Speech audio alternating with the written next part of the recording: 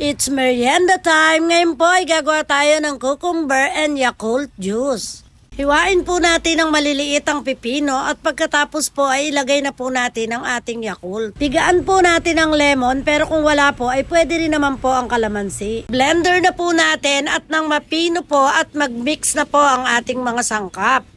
At pag napino na po lahat, ay lagyan na po natin ng maraming tubig. At pag okay na po, ay pwede na po tayong maganda ng yelo upang maging malamig na. Marami pong pwedeng gawin sa pipino at isa na po ito. Pero maganda po ito dahil marami pong benefits na ibibigay sa ating katawan.